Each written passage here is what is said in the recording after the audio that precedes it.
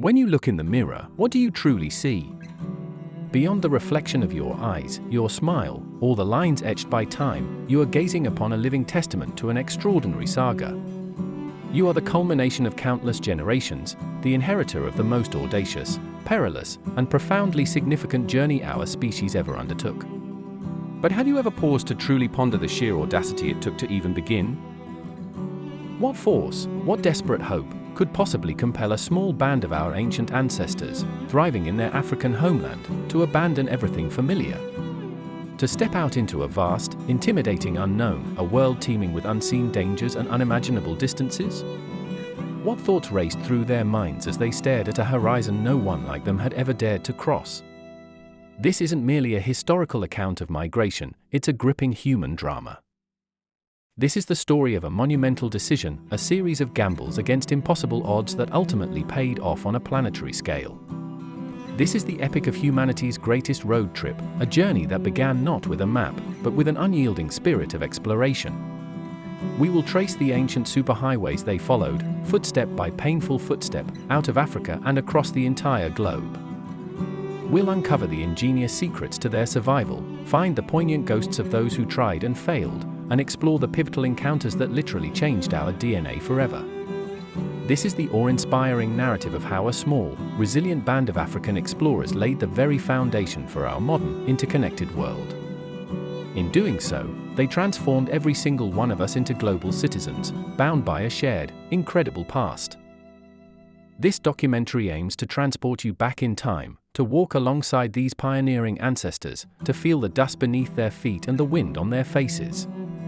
Our purpose is to illuminate the profound unity that underlies our diverse human experience, revealing that our differences are merely variations on a single, magnificent theme. We want to ignite a sense of wonder at the resilience and ingenuity embedded deep within our collective heritage. We invite you to connect with the primal wanderer that lives inside all of us, to understand that the urge to explore, to adapt, and to overcome is not just history, but a living part of who we are. This is a story for everyone, a universal epic that transcends borders and generations. It reminds us that before nations, before cultures, there was simply humanity, driven by an insatiable curiosity and an unbreakable will to survive. If you're ready to jump into this incredible human story and discover the wanderer that lives inside all of us, go ahead and hit that subscribe button and ring the bell. It helps us keep telling these grand stories of our shared past. Now, let's turn back the clock.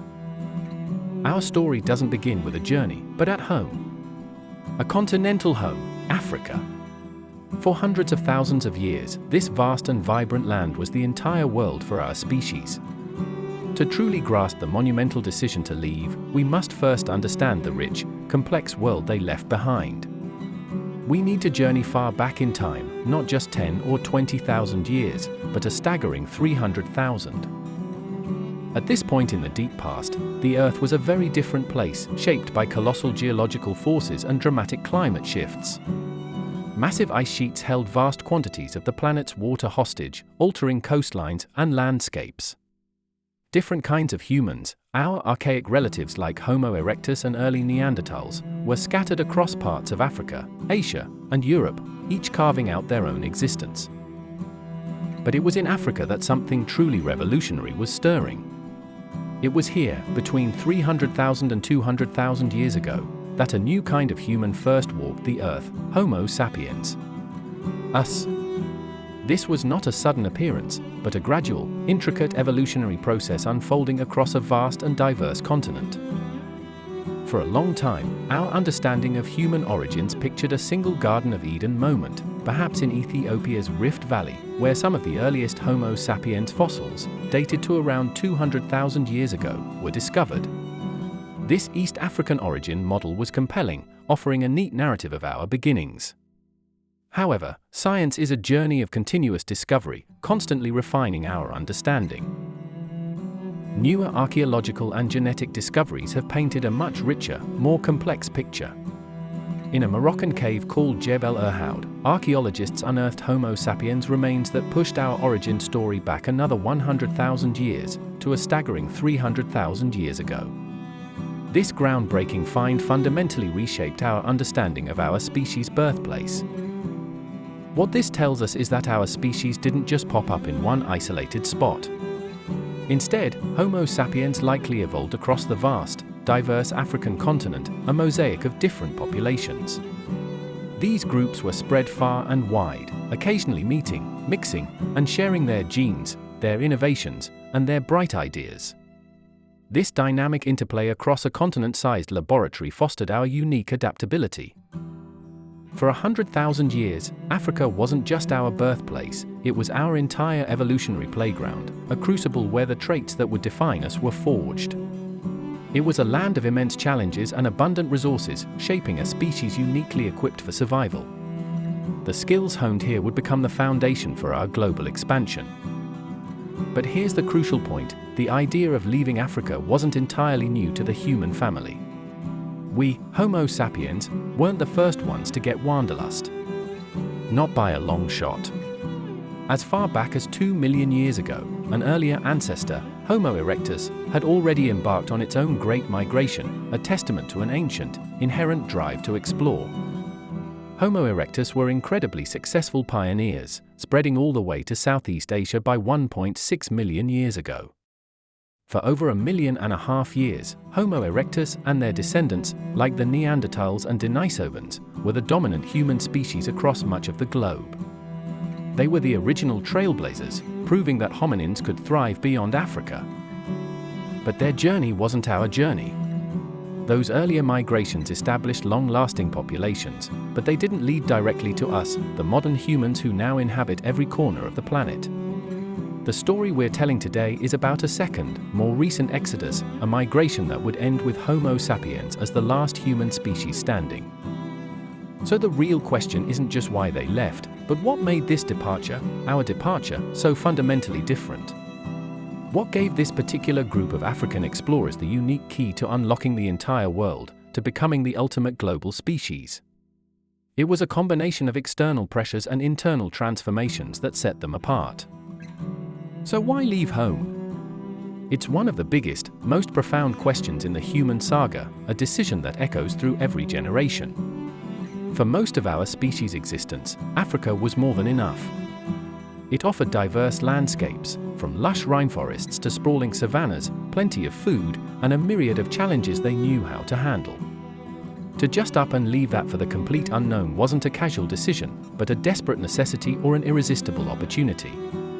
There was no king or prophet ordering a great march, no single decree that sent them forth. The push to leave came from forces much bigger than any one person or tribe, the planet itself, and a quiet, yet profound, revolution happening inside the human mind. These two factors converged to create the perfect storm for global expansion. The main driver was climate. The Earth during the Ice Age wasn't just frozen all the time, its climate was on a dramatic, unpredictable rollercoaster. For long stretches, the world would get colder and drier, pushing life to its limits. Ice sheets would expand, sea levels would drop dramatically, and huge deserts, like the Sahara, would become nearly impassable walls of sand, isolating populations. But then, things would swing in the other direction, offering brief windows of opportunity. Roughly every 20,000 years, the Earth's subtle wobble on its axis would shift rainfall patterns, bringing life-giving moisture to arid regions. And just like that, for a few precious thousand years, the deserts would bloom. What was once a deadly barrier became a green corridor, a network of savannas, lakes, and rivers, teeming with life. This was a temperate bridge, a verdant pathway connecting Africa to the Middle East. For the animals our ancestors hunted, these green highways were an open invitation to expand their territory, seeking new pastures and water sources. And where the herds went, our ancestors, as skilled hunters and gatherers, followed. Migration wasn't a sudden, desperate leap into a barren wasteland, it was often a slow, generational creep, following the food and water as the climate literally opened the door. But climate and food are only part of the story. After all, earlier humans had similar opportunities and faced similar pressures. What made us different? What gave Homo sapiens the edge that allowed us to not just migrate, but to truly conquer every corner of the planet? The latest science points to a profound internal shift that happened before the Great Migration began, a cognitive and behavioral leap. It looks like our ancestors developed a new superpower, ecological flexibility. This wasn't just about physical endurance, it was about mental agility, the ability to innovate and adapt at an unprecedented level. In a landmark study, researchers analyzed human sites across Africa and discovered something remarkable about our species' behavior. Starting around 70,000 years ago, our species began to expand its territory within Africa in a way nobody had before. We weren't just savanna specialists anymore, confined to one type of environment. Our ancestors started pushing into and mastering a whole range of new, challenging environments. They learned to thrive in dense rainforests, survive in arid deserts, master coastal living, and even move to high-altitude plateaus. They became the ultimate generalists, capable of exploiting diverse ecosystems. This wasn't just about a new tool or a lucky gene. It was something deeper, a fundamental shift in our cognitive and social capabilities. It's thought that as different groups of Homo sapiens began bumping into each other more often across Africa, they started sharing knowledge, technologies, and survival strategies. This cultural exchange was a game changer. One group figured out a new way to hunt in the forest, another developed a better trick for finding water in the desert. This social networking created a powerful feedback loop. The more they shared, the more adaptable they all became. The more adaptable they were, the further they could expand, which led to meeting even more groups with more new ideas. This collective intelligence was our secret weapon.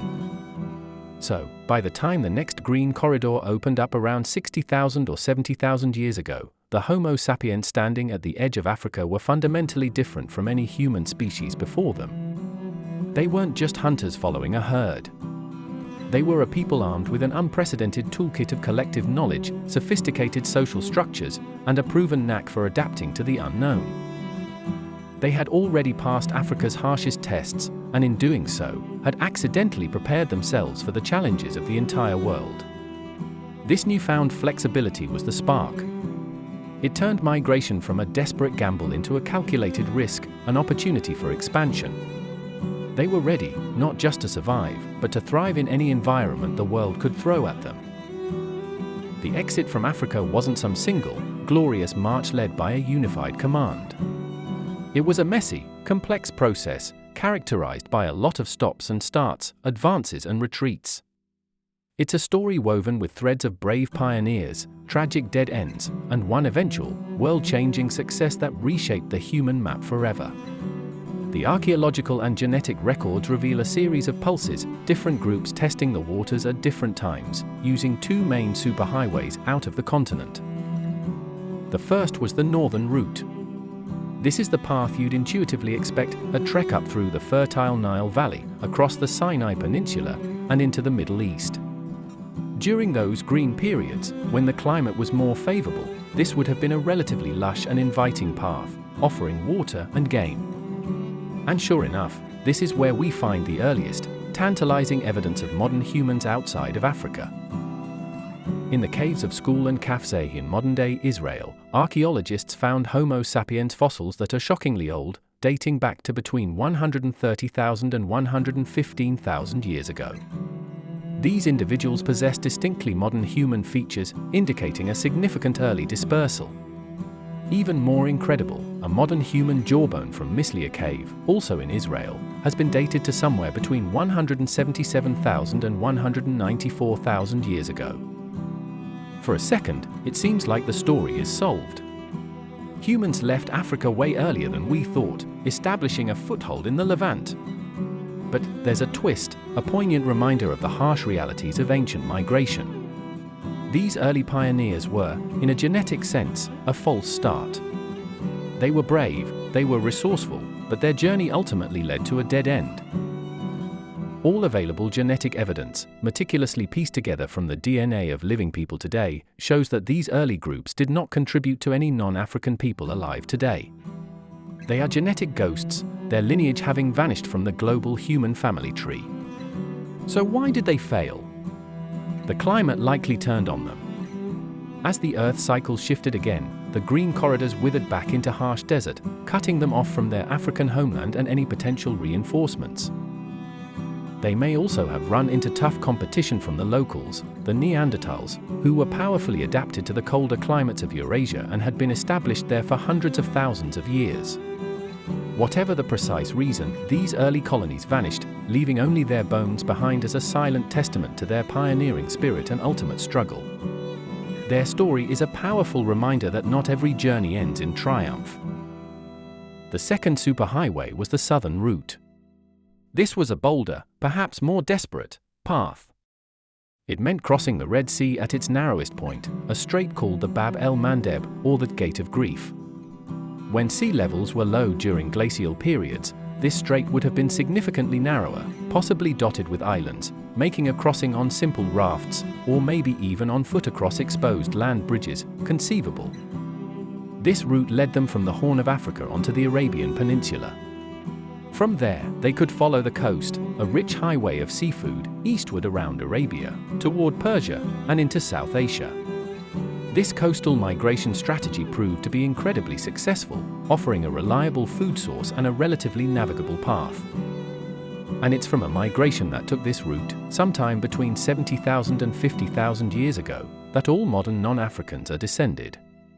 By tracking specific genetic markers in our DNA, geneticists can trace the ancestry of everyone from Paris to Peru back to a single founding population that made this journey. It's believed this group might have been surprisingly small, perhaps as few as 1,000 people, a tiny bottleneck from which billions would eventually spring. This was the exodus that stuck. This was the wave that wouldn't retreat, the one that truly launched humanity's global expansion. Armed with the ecological flexibility they had honed in Africa, these coastal explorers had the skills to live off marine resources, shellfish, fish, seabirds, which were abundant and reliable. They didn't need to be big game hunters in every environment, they could thrive on the world's shorelines. This coastal superhighway was their key. It let them bypass the harsh, often resource-poor interiors of many continents and spread with astonishing speed. The footsteps of this small band, leaving Africa via the Gate of Grief, would soon be felt on every continent on Earth. They were the beginning of the global human family, carrying the seeds of all future diversity. Once our ancestors successfully crossed the Bab el-Mandeb, the Gate of Grief, they entered a world no modern human had ever settled for good. Following that southern superhighway, they began one of the most rapid and remarkable expansions in the history of life on Earth. This wasn't a random wander, it was a focused movement, a coastal conquest that took them thousands of miles in what was, geologically speaking, the blink of an eye. Picture small bands of pioneers, their lives intimately defined by the rhythm of the tides and the bounty of the sea. On one side, the mysterious, boundless ocean, on the other, an unknown, often formidable interior. Their road was the shoreline, a ribbon of life rich with shellfish, crabs, and fish trapped in tidal pools.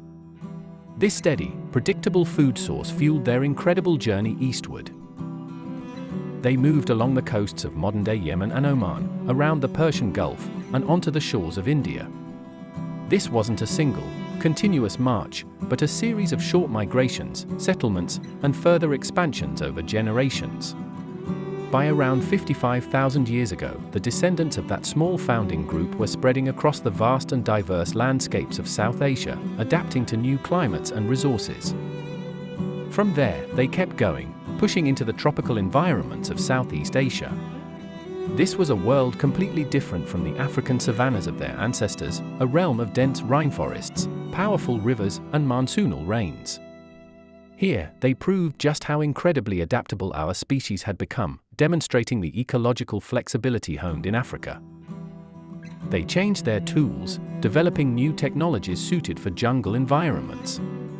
They adapted their hunting techniques, learning to exploit new flora and fauna. Their social structures likely evolved to fit a world where resources were abundant but often dispersed. This ability to innovate and culturally transmit knowledge was paramount to their success in these new, challenging biomes.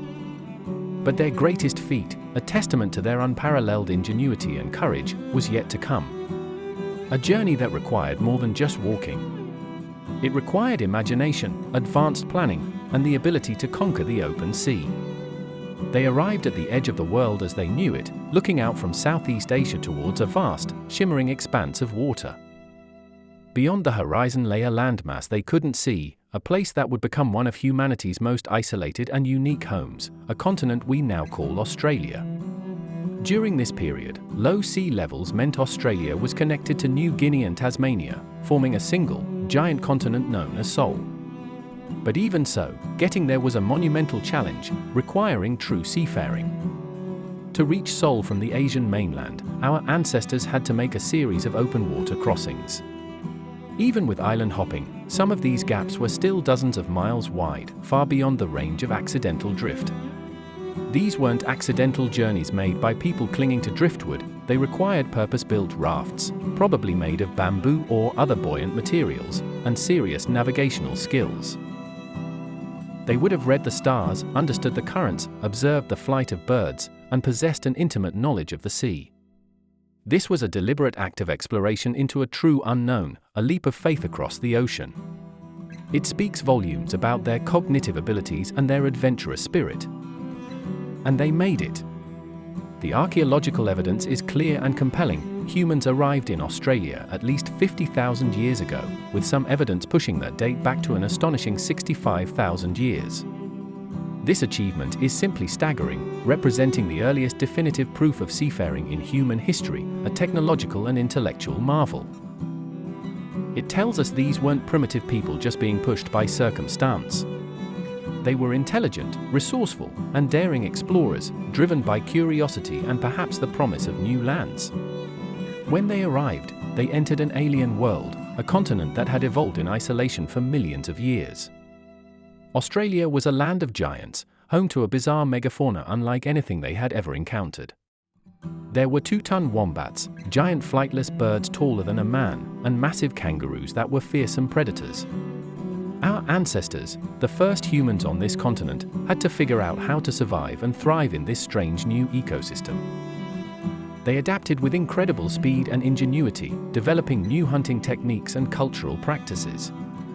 They spread across the entire continent with remarkable swiftness, from the tropical north to the cold, glacial highlands of Tasmania.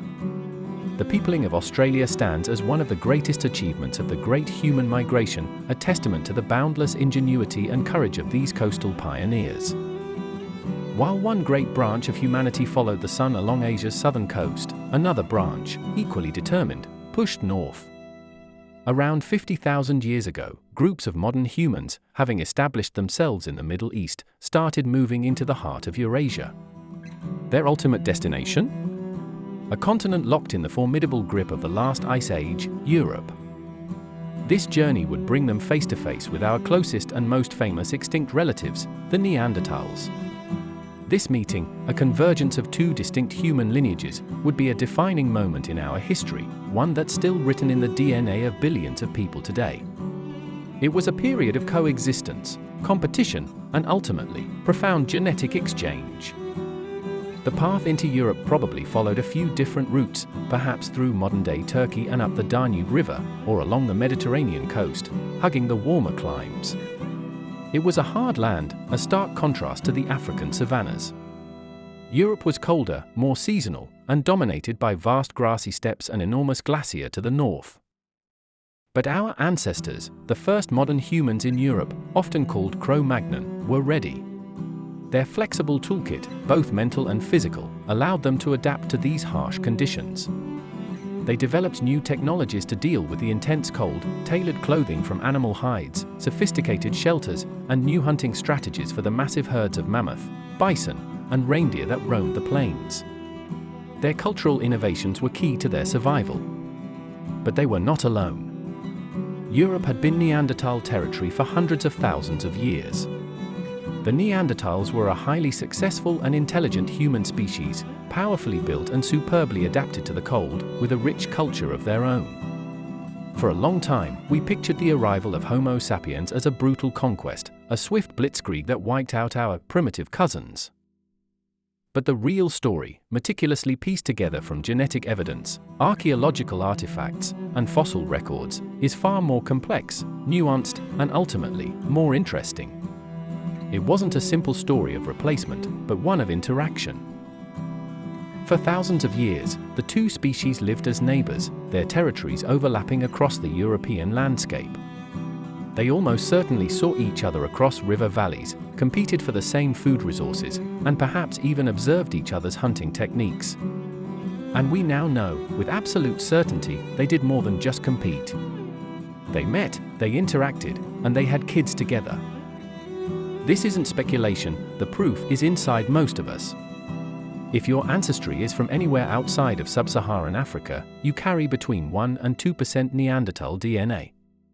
This is the enduring genetic echo of those ancient encounters that took place for thousands of years, a biological signature of our shared past. It's a powerful reminder that our family tree is more intertwined than we once imagined. And this inherited DNA wasn't just some random souvenir, a genetic curiosity. It might have been crucial for our survival. As Homo sapiens moved into the new disease environments of Europe and Asia, they faced new pathogens and challenges. The Neanderthals had lived there for millennia and were already adapted to these local conditions. The genes we picked up from them were like a biological shortcut, providing immediate advantages. Scientists have found Neanderthal DNA in our genomes linked to our immune systems, our metabolism, and even how our skin reacts to sunlight.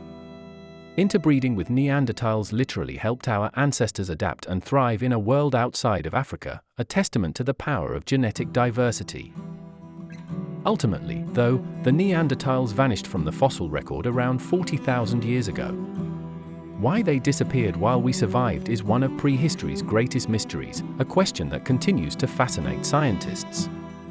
It was likely a perfect storm of factors, rather than a single cause. Perhaps the slightly higher birth rates and more complex social networks of Homo sapiens gave us a long-term demographic edge. Maybe the rapidly changing climate, with its fluctuating temperatures and resource availability, favored our generalist, adaptable nature over the Neanderthals' more specialized one. It probably wasn't a violent takeover, but more like a slow process of being outcompeted and absorbed into the much larger modern human population. In that sense, their legacy isn't one of extinction, but of assimilation. They live on, in small but significant ways, inside us, a silent testament to their enduring contribution to the human story. With Africa, Asia, Australia, and Europe populated, only one last great landmass remained untouched by human feet, the Americas. This was the final chapter in the initial peopling of the globe, a journey into an entire hemisphere that no human of any kind had ever laid eyes on. The settlement of the Americas was one of the most remarkable and rapid migrations of all, proving our species' relentless drive to explore the very edges of the map. The gateway to this new world was a land that no longer exists in its ancient form. During the height of the last ice age, around 20,000 years ago, so much water was locked up in colossal glacier that global sea levels were dramatically lower. This exposed a vast land bridge connecting Siberia to Alaska, a landmass now submerged beneath the Bering Strait. This land, called Beringia, wasn't some narrow, icy path. It was a huge, habitable subcontinent, hundreds of miles wide, a cold but viable ecosystem of tundra and steppe. For thousands of years, human populations lived in Beringia, adapting to its harsh, subarctic conditions. They were basically stranded, cut off from Asia by glacier to the west and blocked from the Americas by the colossal ice sheets covering most of Canada. They were a population in waiting, honing their survival skills in extreme cold. Genetically, we call them the ancestral Native Americans, the direct forebears of all indigenous peoples of the Americas. Their time in Beringia was a crucial period of adaptation and genetic diversification, preparing them for the vast continent ahead. Then, around 15,000 to 16,000 years ago, a path opened up. As the climate warmed, the massive ice sheets that had blocked their way started to melt, creating an ice-free corridor through what is now Western Canada. This inland route would have been challenging but passable, offering a new way south. It's also very likely that some groups, being skilled coastal travelers much like their ancestors who peopled Australia, just bypassed the ice by boat, hopping down the Pacific coastline. This coastal migration hypothesis suggests a rapid movement along the resource-rich Pacific Rim, offering an alternative or complementary route. Whatever the exact route, humans were on the move, breaching the final barrier to global habitation. And they stepped into a world of wonders, a pristine continent teeming with life. Like Australia, the Americas were home to an incredible megafauna: mammoths, mastodons, giant ground sloths, formidable saber-toothed cats, and short-faced bears. For these experienced big game hunters, it was a paradise, a land of unparalleled hunting opportunities. What happened next was a population explosion, a testament to their adaptability and the abundance of resources. From their entry point in the far north, humans spread south with breathtaking speed. Archaeological sites pop up across North America, then Central America, and then, almost instantly, all the way down to the southern tip of South America. The site of Monteverde in southern Chile, for example, shows human occupation dating back over 14,000 years. That means people traversed the entire length of 2 continents, from the Arctic to the subantarctic, in maybe just 1,000 years, a truly astonishing feat of exploration and endurance. This rapid expansion showcases the ultimate adaptability of Homo sapiens. In just a few dozen generations, they went from being Arctic hunters in Beringia to masters of every environment the Americas could throw at them: temperate forests, vast plains, harsh deserts, tropical rainforests, and the high-altitude Andes. The peopling of the Americas was the final, triumphant act of our species' initial world tour, cementing our status as a truly planetary species. The Great Migrations didn't just stop when the last continent was reached.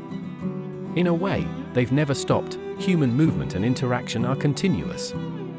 But the initial journey of our ancestors out of Africa isn't just some story from the distant past, it is the foundational event that shaped who we are today, in ways both obvious and hidden, connecting us all across time and space. The most visible legacy is the beautiful, breathtaking diversity of people we see across the world. As our ancestors settled in different parts of the globe, they adapted to local conditions, both environmental and cultural. Skin color is a perfect example of this evolutionary adaptation, a direct result of these ancient movements. As people moved away from the intense equatorial sun of Africa, the evolutionary pressure for high levels of melanin, which protects against harmful UV radiation, lessened. In the cloudier, less sunny climates of the north, lighter skin evolved to help the body produce essential vitamin D from the weaker sunlight.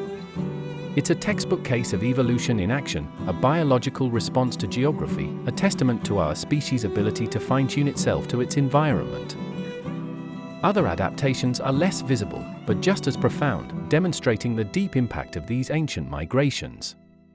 People whose ancestors lived at high altitudes for millennia, like in Tibet or the Andes, have evolved unique physiological traits to handle low oxygen air, such as greater lung capacity and more efficient blood oxygenation. These aren't just lifestyle adjustments, they're genetic legacies of settling the world's toughest landscapes, passed down through generations. The journey also remixed our gene pool in fascinating ways, creating a rich tapestry of genetic heritage. As we,